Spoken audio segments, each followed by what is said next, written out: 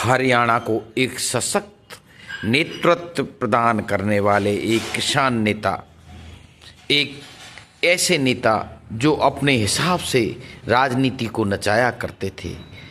वो एक राजनीतिक परिवार में पैदा हुए और अपने पिता देवीलाल जी जो सर्वमान्य जन जन के नेता थे, इनका नेतृत्व सभी को स्वीकार था।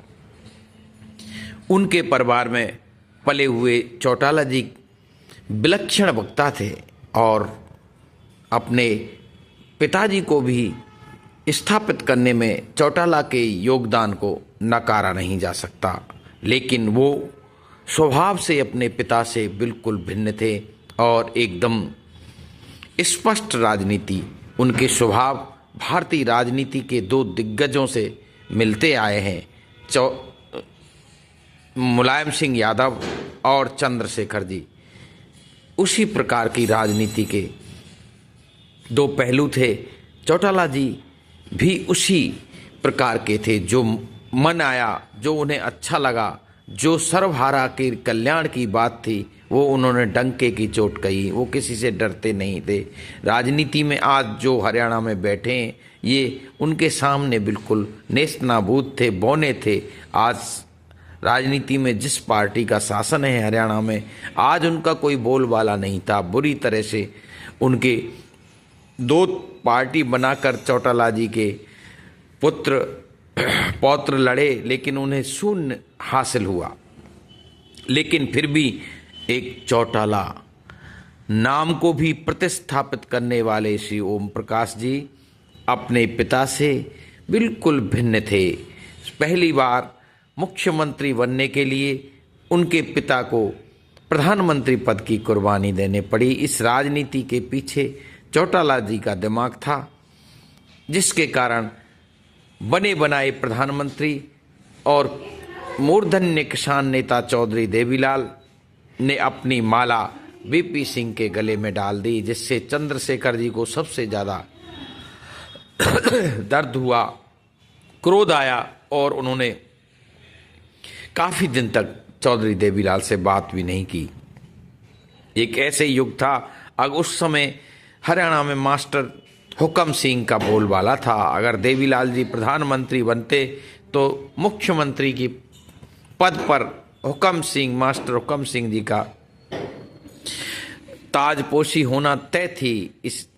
इसलिए समय चक्र का प्रभाव और चौटाला जी की राजनीति सीधे साधे देवीलाल जी को इस प्रकार से उन्होंने अपने पद की कुर्बानी दे दी और वो उप प्रधानमंत्री बने और प्रधानमंत्री उन्होंने वीपी सिंह को बनाया और हरियाणा में ताजपोशी हुई ओम प्रकाश चौटाला की।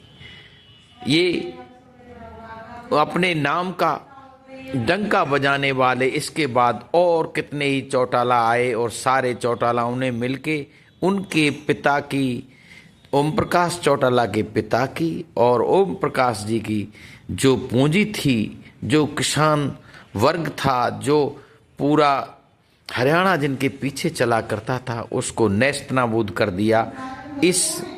इस चुनाव में देखा होगा किस प्रकार उन लोगों ने मुंह की खाई और कभी जो जीरो हुआ करते थे वो आज हरियाणा की राजनीति में 10-15 साल से हीरो बने हुए हैं। षड्यंत्रकारी लोग, शोषणकर्ता लोग, किसान को फूटी आंख न सुहाने वाले लोग किस प्रकार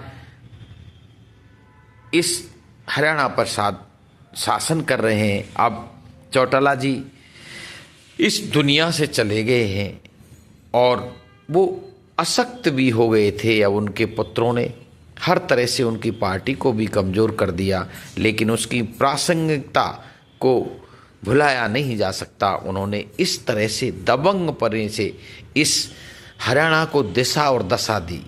वो हरियाणा के इतिहास में एक स्वर्णिम अध्याय लिख गए। चौटाला जी के सामने प्रशासन बिल्कुल बौना था।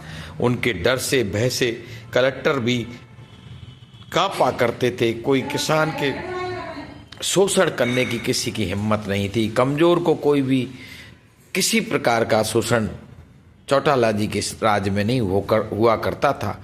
उन पर कानून को बिगाड़ने, खर्ची पर्ची और नौकरियों देने के आरोप लगे और उन्होंने जेल भी भोगी। लेकिन वो एक बेदाग किसान के प्रिय नेता थे, इसको नहीं नकारा जा सकता। और आज जिस तरह से उनके परिवार का बिखराव हुआ है, वो पूरे हरियाणा से उनके एक राजनीतिक हस्ती परिवार का नामो निशान मिट गया है। यह परिवार अब चौटाला जी के निधन के बाद अपने पुरखों के नेतृत्व को, अपने पुरखों को याद करके, देवीलाल जी को याद करके एकजुट होकर हरियाणा की जनता के सर्वांगीण विकास की शपथ लेंगे और इस प्रकार से कोशिश करेंगे कि दोबारा से वो सत्ता को अपने करीब ला सकें और सारे हरियाणा का विकास कर सकें। जब यही सच्ची श्रद्धांजलि चौटाला जी को होगी और देवीलाल जी को भी। जय हिंद, जय हरियाणा, जय भारतीय किसान।